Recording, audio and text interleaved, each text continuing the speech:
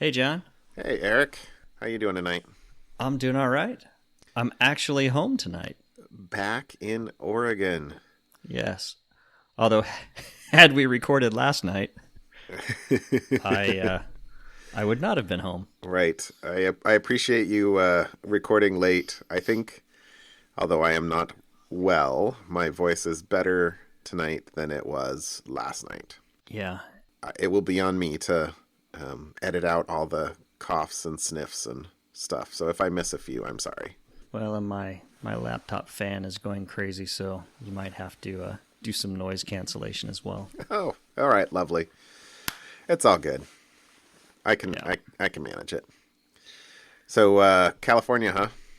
Yeah, so I was in San Francisco for the Google Cloud Next conference, which was great. You know, I need to take a few days to work the Google Kool-Aid out of my system before I make any any big decisions. But I thought it was a really good conference. I enjoyed a number of the sessions I went to. I went mostly to, well, not mostly.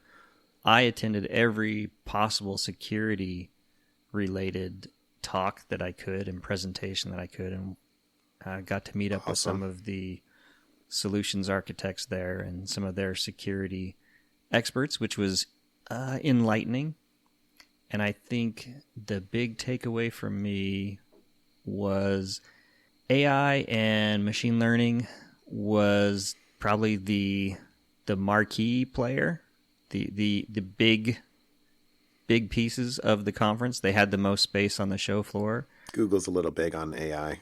Uh-huh. But number 2 was all about security. So Google is really, or clearly, all in on security as a feature of their platform. And not just security, I should include privacy. Security and privacy. Interesting. At least from all the presentations, it was, hey, we're all in on security.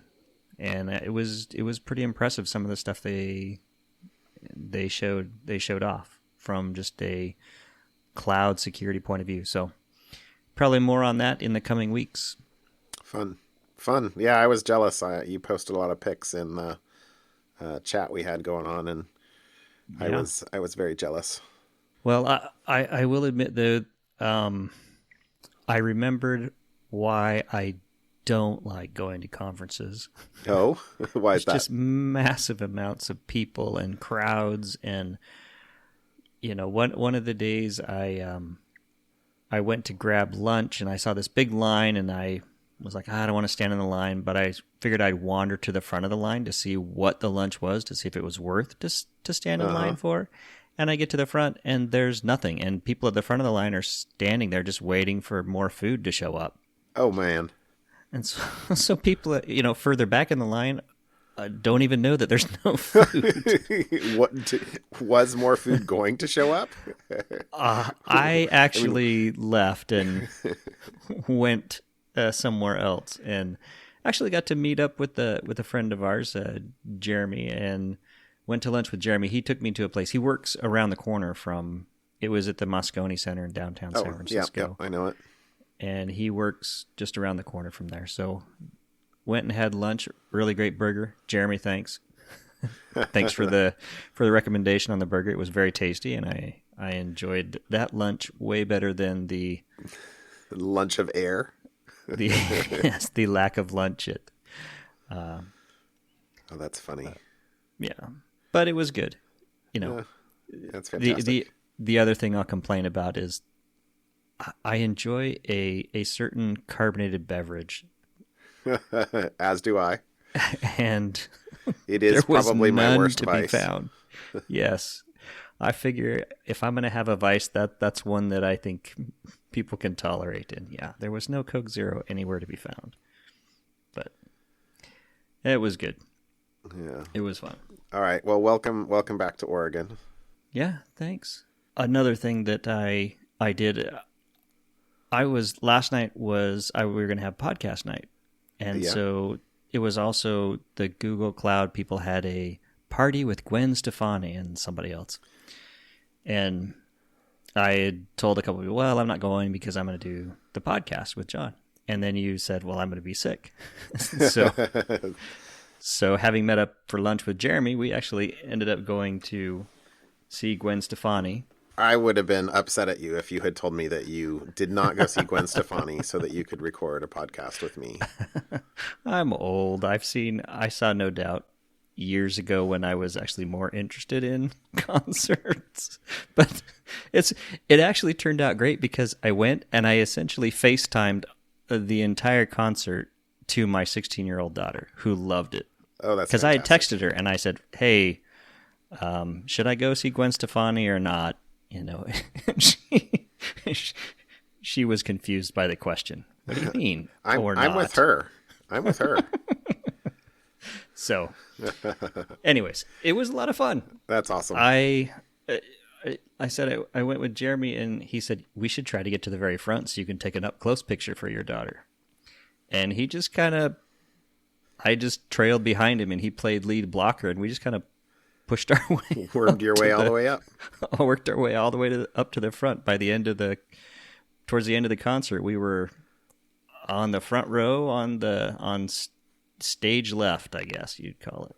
So, anyways, it was fun. Oh. I texted, like I said, I was sending that to my daughter and sending her pictures and short videos, and you're so close, Dad. So, that's awesome. Yeah, it was fun. All right. We should probably actually not talk about Gwen Stefani. And there's your title right there. And get into some follow-up. So, all right. Follow-up. Most of this is going to be follow-up. So I threw... We'll have a follow-up fun episode. Yes, there was a bunch of fun stuff this week, too. I had a hard time settling on something. Yeah, so you and I are both fans of the Eero. Yes, and we talked about it. We have a bet, in fact. That's right. I'm going to start... I actually am starting to think I'm going to lose that one now. Amazon bought the Eero routers, and there's an article that we'll link to that talks about the actual sale of the routers. The company had almost $150 million in funding, and they sold off to Amazon for less than $100 million. So everybody that had invested in Eero and how awesome it was, and it is awesome, kind of lost money. It's hard to do hardware. It is hard to do hardware. Especially when you have big companies that come in kind of after the fact that have much deeper pockets. That can sell routers as loss leaders kind of thing. Yeah. Exactly. And I guess the other thing that happens with this is, when a venture-backed firm runs out of... they don't call it runway for nothing, right? Yeah. You should think of this as, well, for example, if you ever fly into Sitka, Alaska, or Ketchikan, Alaska, you'll find that the runways end in the sea. So I'm sorry, that's my mental image of, when you there is no making payroll after you run out of money in the bank. Yeah, well, and to be clear, there were a number of people who made out just fine with the Eero sale, but the people further down in the pipe, and unfortunately that includes probably a lot of the employees, kind of got left holding the empty bag of shares. So, well, yeah, and that's because the acquiring company can decide to essentially pay money to the founders that doesn't get included in the round, right? They're right. They're the ones with the money. And yeah, the poor employees did get hosed. So yeah, I saw that when I was kind of bummed because I love the Eero and I hope Amazon keeps it around, but it will probably have your little cylinder answering in it soon if Amazon was able to buy it kind of at fire sale, air quotes, fire sale prices. Yeah. All well, right. I'm looking forward to getting my $1. I'll pay you in Diet Cokes. Wait. Those are free at work. Dang, That's okay. You're on to me. That's okay. You're on That's to me. okay. I know you're good for it. All right. I'm making you do all the talking tonight. Maybe that's good because of my voice, but what's the other one? Your voice sounds fine. The second one was a Facebook follow-up, and it's actually not really Facebook per se as how we've talked about Facebook in the past, but Privacy International, I guess they're a group that does a report on privacy. They did a report on how apps on Android share data with Facebook, even if you don't have a Facebook account. What? So, yeah. So, I guess when you explain it, you kind of go, "Oh, I guess that makes sense." So, but here's what it is, and here's some of the concerning things. It's not necessarily Facebook, but if you install the Facebook SDK into your app, so to do things and support various things like telemetry and other things that you may want to report up and then be able to report on and look at as an app developer, Facebook has an SDK for that. And so what this group did was they analyzed a whole bunch of different apps to see what kind of data they sent to essentially Facebook. Such things as, app was installed, the SDK was initialized, what app the user was using every time they opened the app, when they logged out or closed the app. Right. And so Facebook, if you ever wondered, how does Facebook know so much about me as soon as I log in, or if I haven't logged into Facebook for a while or anything like that? Because a lot of the apps you use have been using or do use a Facebook SDK, which reports that same data up to Facebook, username and all that, whether or not you actually have a Facebook account. Now, if you think about it, this is similar to any type of telemetry type of SDK that you might include in your app to share data. But the kicker here is Facebook could use that. I guess it doesn't actually say they are, but I assume they would be. Use that information about you as part of whatever the other things they're doing about you and learning about you, just as being a Facebook user in general. So even if you don't have a Facebook account, Facebook has a whole ton of data potentially about you. Well, that's a big open question, and I want to condemn Facebook as much or more than the next person, but at the same time, are they really accessing every tenant's data, telemetry data, and aggregating or being having access to read it in the Facebook backend? Oof. Yeah. I wouldn't want to jump to that conclusion without specific data showing it. Like there was data from a few months back where they very clearly showed that your, I think, what was it called? It was like your shadow profile or something like that, right? That Correct. They very clearly showed that, if you gave Facebook a phone number to use for two-factor auth, it was later able to be seen for binding people to you who might have your number in their phone or something like that, right? And how easy would it be to use this kind of data as well to give you ads? Because, for example, one of the apps, I actually use this app quite heavily personally to share trips and whatnot with the family if I'm going out of town for work. There, we just have an app called Kayak, and we keep all our trips in it. And my wife can always look or kids can see where Dad is at this week. It sends information about every search that you send to Facebook, your departure city, where you're going, the date, the arrival, how many tickets if any of those tickets were kids, what type of class of ticket, did you get economy, business, or first class? So all that kind of data is also sent up to Facebook, whether or not you have a Facebook account. So, and this is probably not so, like I said, probably not so much a Facebook thing, but because Facebook's kind of, what's the right word for it? The punching bag? The easy target at this point. This article probably is a little bit more sensational than it needs to be, or probably spot on, and we should just let it go with that. But anyways. I wonder. So, just a heads up that if you are using apps, they may or may not be reporting stuff to Facebook. And if you go wonder why, how does Facebook know that it should show me an ad for Orlando? It's because probably another app you used has information. That would be about the you. interesting thing to do, was design an experiment where you have a number of people who do searches for a place that they've not done before, and then see how long it takes for an ad to show up or something like that.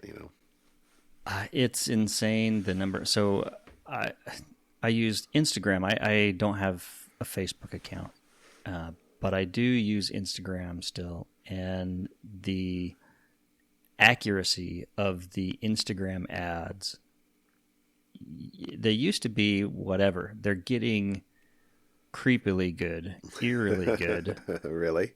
Targeting me now, and that's been over time, and I don't have a Facebook account. I mean, a lot of the people I follow on Instagram do. Family members do. I personally don't.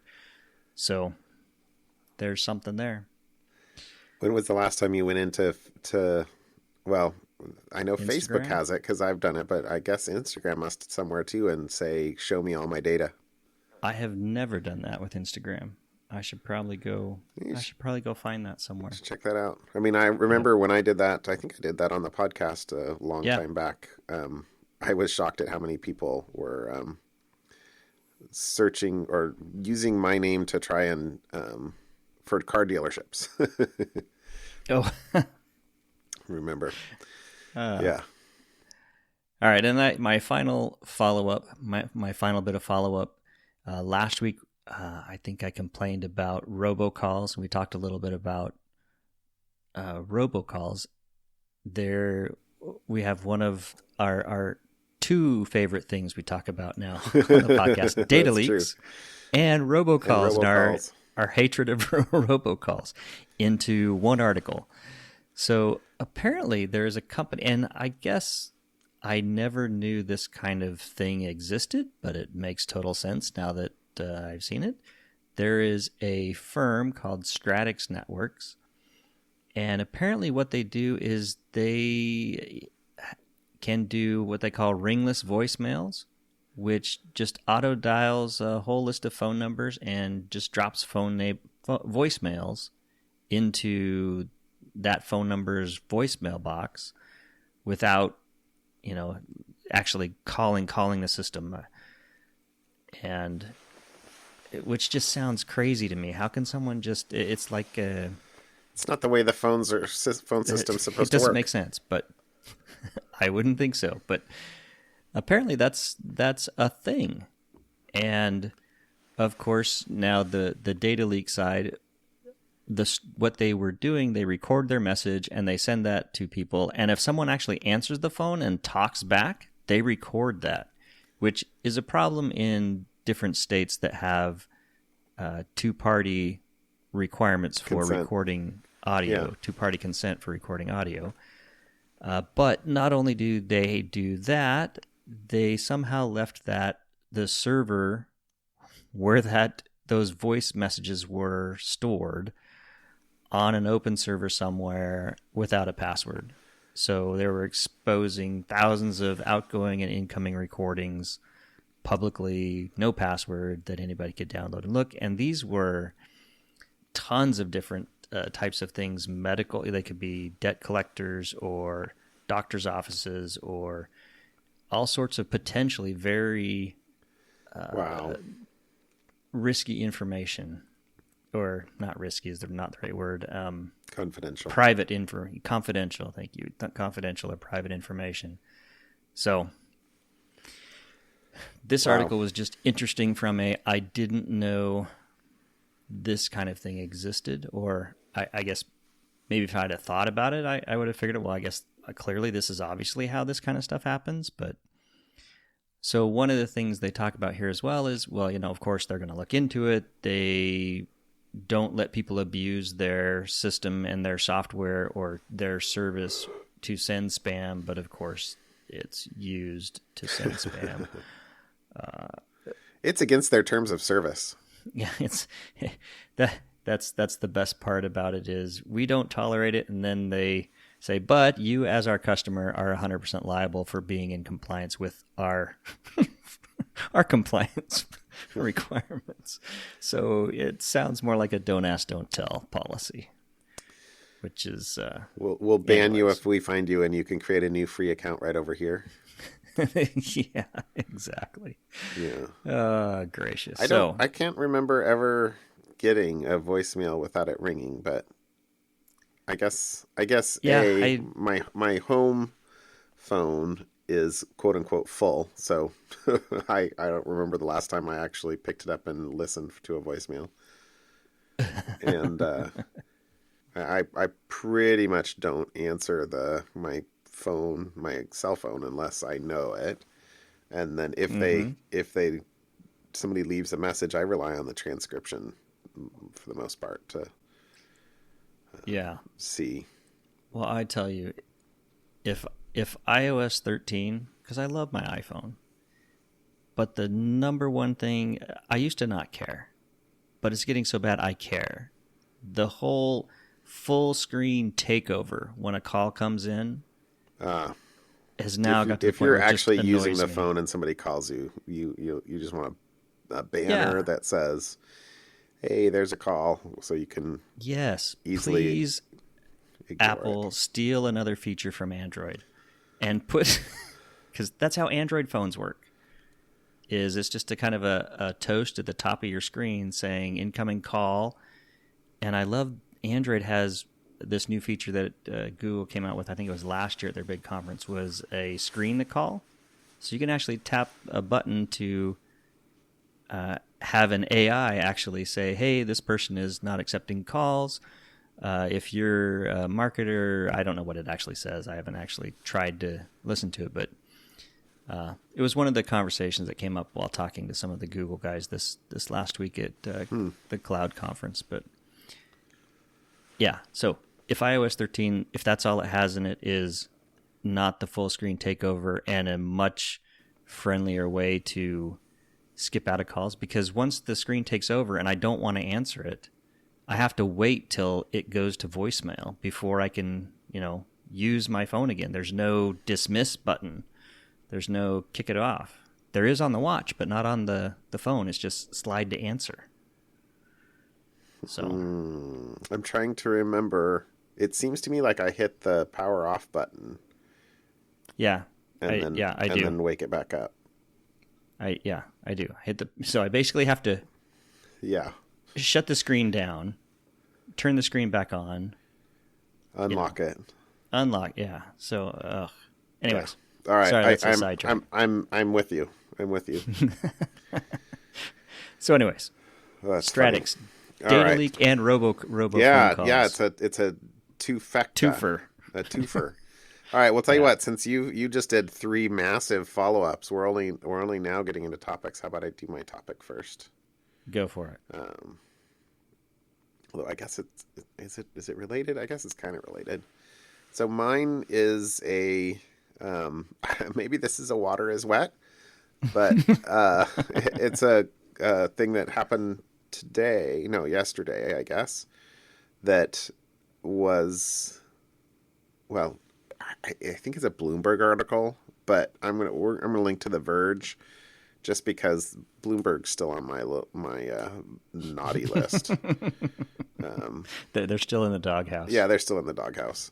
But it's about how, surprise, Amazon, at least, and that Google and Facebook and Microsoft are doing the same, are listening to your comments you make to And you keep triggering people. Vertent or inadvertent.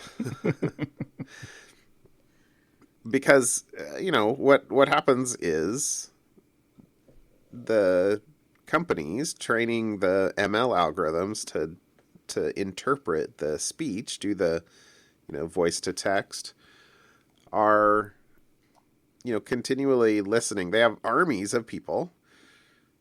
Humans? Humans. Yes, all humans. Most people tend to be humans these days. And that are listening to snippets of text and providing correct translations, for slang or for dialect or for accent.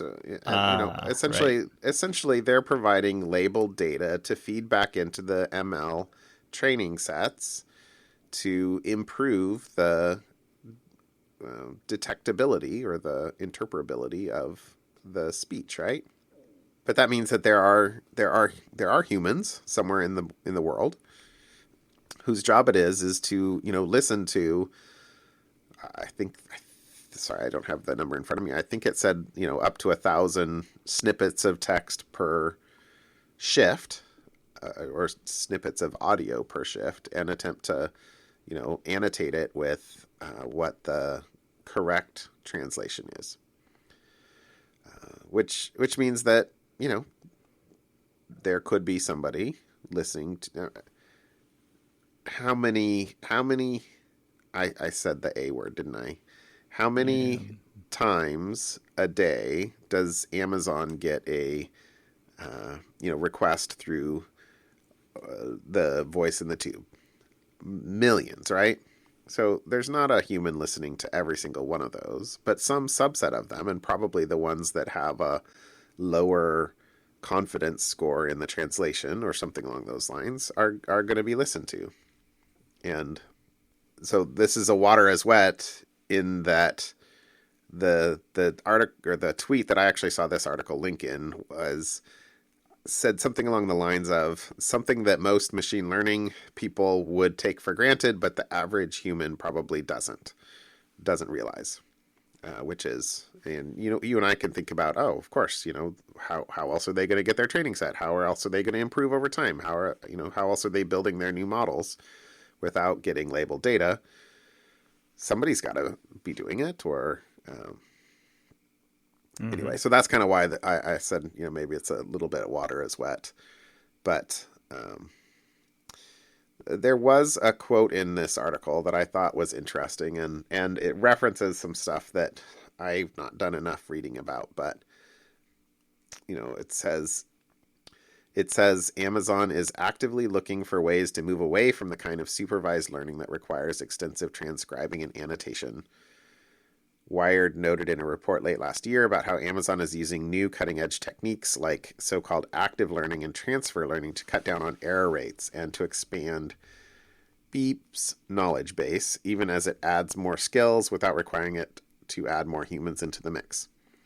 And, of course, that's because humans don't scale, right? If you can figure out a way to make the machine improve itself, how else is Skynet going to come into existence? I mean, it's obvious, right? Right. So, well, there you go. Yeah. Anyway, that's Get rid of the humans. That was my topic. Yeah, you gotta take humans out of the loop.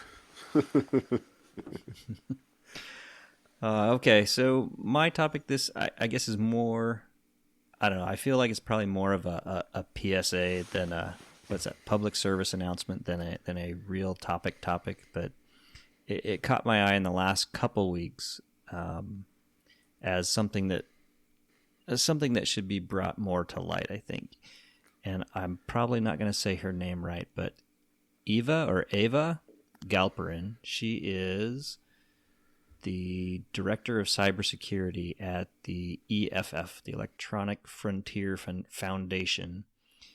And she has started an effort to bring more visibility to something Crusade. that she refers to It's a good word. crusade, that's a good word for it, on Stalkerware. And this is where abusive partners or domestic abuse or people in those type of situations have their phones hacked is not the right word, because somebody can buy some commercial software, put it on their phone, and be able to track all their phone calls, things like that, everything they're doing, and be able to harass and know their location. And there's all sorts of things that can go about that. And so she's, I like your word there, on a crusade to bring the threat of stalkerware to light by into the public eye by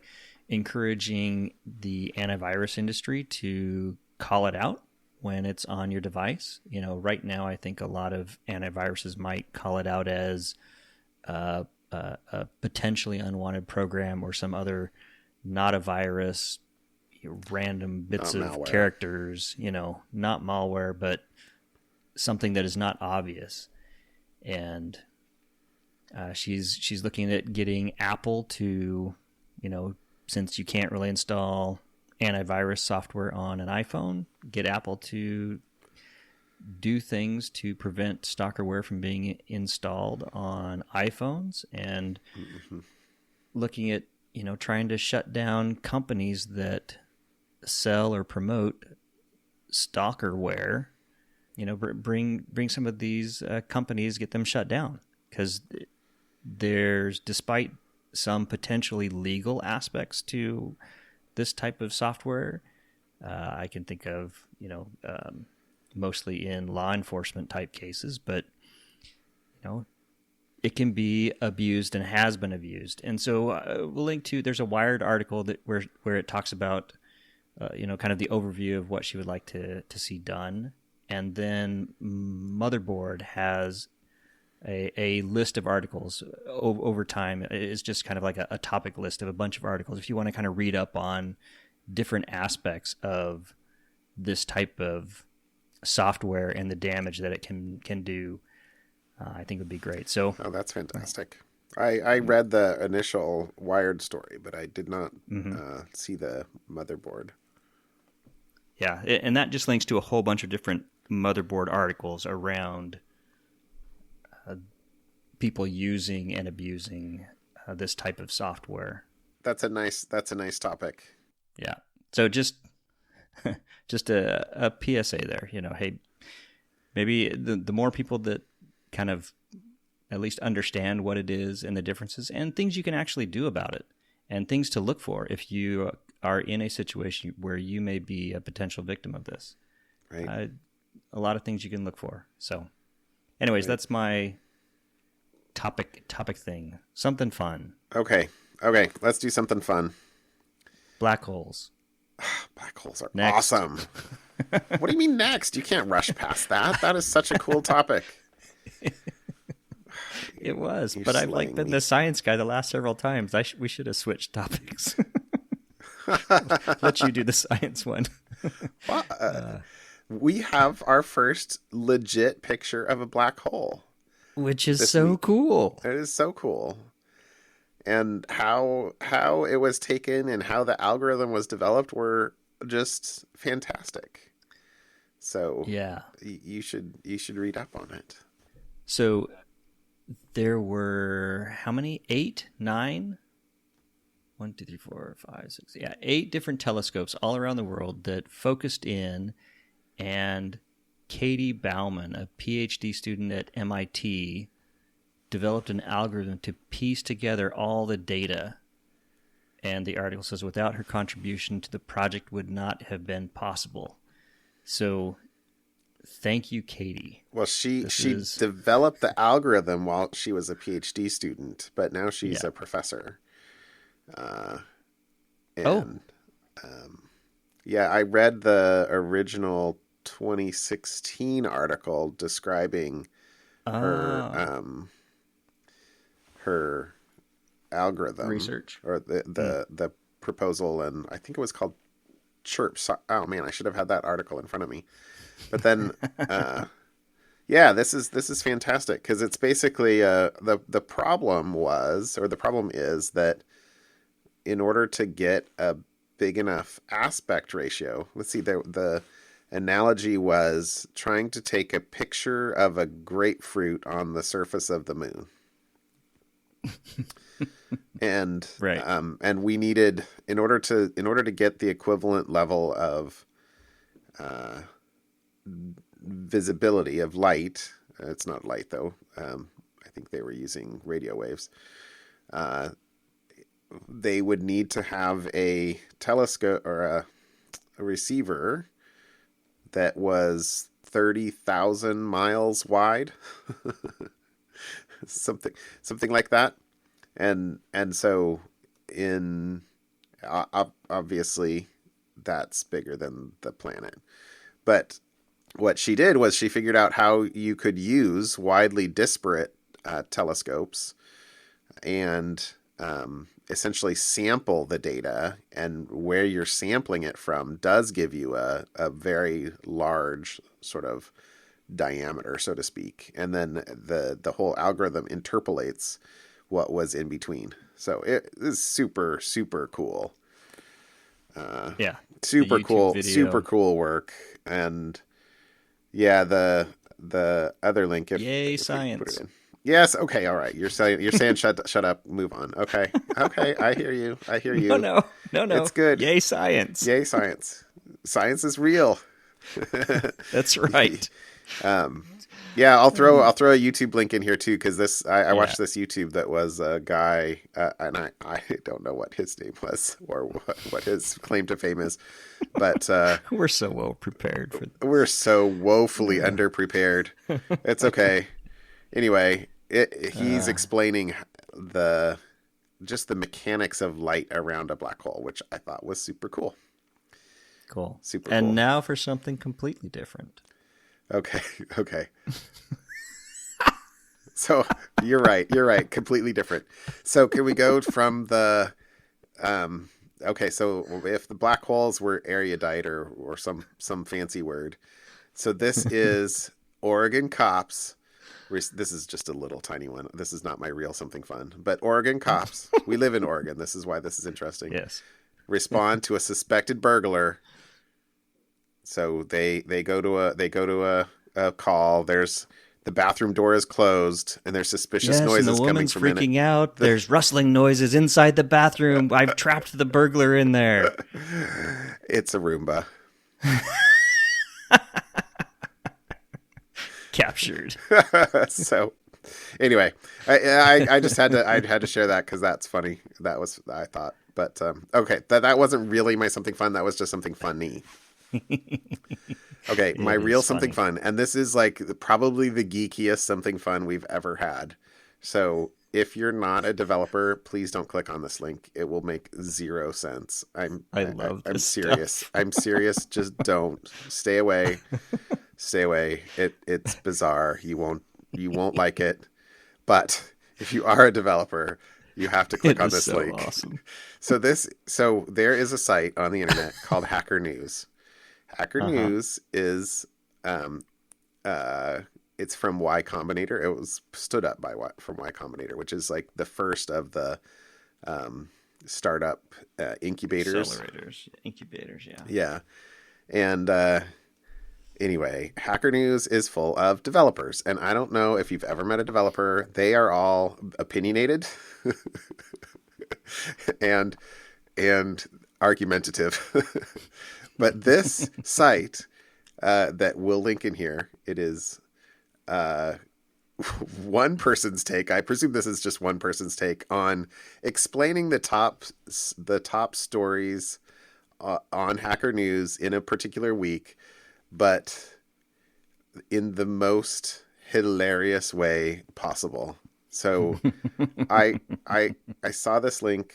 I forget who linked it on Twitter. I think it was I don't remember who linked it on Twitter. Oh my gosh, Eric. Okay, so I have to read like one of these. I'm just gonna choose like one.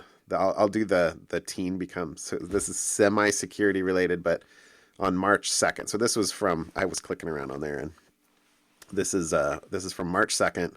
So it was, a month ago. But teen becomes first hacker to earn $1 million through bug bounties. Okay, reasonable title. So an internet uses computers for money. Hacker News is mad that sometimes people trick them out of getting paid for similar work. Using computers, that would be. Sorry. Other Hacker News are mad that people try to trick them into paying for similar work. The rest of the comments are from people trying to become qualified to do similar work. Period. Anyway, I'm sorry. So when I say that out loud, it's not nearly as funny as it is in my head as I read these things. But oh my gosh, go read the site. It is hilarious. Anyway, they're all funny. You got to read at least the one. Okay. Do you want me to read the other one? Read the other one, because okay. I like the quote in that one. That's the best part. Because it's triple entendre, that one. Okay, so this was from April 6th. Nuclear power is the fastest way to slash greenhouse gas emissions, decarbonize. So 3 academics have opinions on electricity. One of them is qualified to. Hacker News isn't, but they're going to anyway.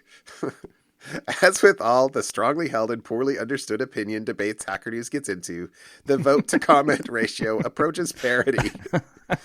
All of the comments are Hacker News declaring obvious facts, then arguing with the flood of demands for definitions and Wikipedia links. Sample quote, "I'm not so sure I'd pick democracy over nuclear power." Oh my gosh. Either They're all hilarious. I am punch drunk, tired, or something, because I'm crying. I'm crying while I'm laughing. I'm sorry. This is my new favorite site. I think this will be what I read in the morning to wake up. Okay. Anyways. I'm sorry. That's good. I couldn't not have that, but I also I don't know. We need to talk more about black holes. The number of people that would find that actually interesting and humorous is probably fewer than. It's probably the audience of the podcast, though. I don't know. Okay, I hope so. If you enjoy this, then share us on Twitter or something like that, or give us a 5-star review, because oh my gosh. Yeah. Anyway, I am literally seriously crying right now. I'm wiping my eyes. Okay. All right. Yeah, it's getting late. We should call it a night. But seriously, go read up on the black. If you have been in a box and not known that we now have a picture of a black hole, go read and watch YouTube videos. Yeah, it's very cool. That's fantastic. And then go get a laugh on n-gate.com. Okay. Good night, Eric. I'll talk to you next week. See you, John. Bye.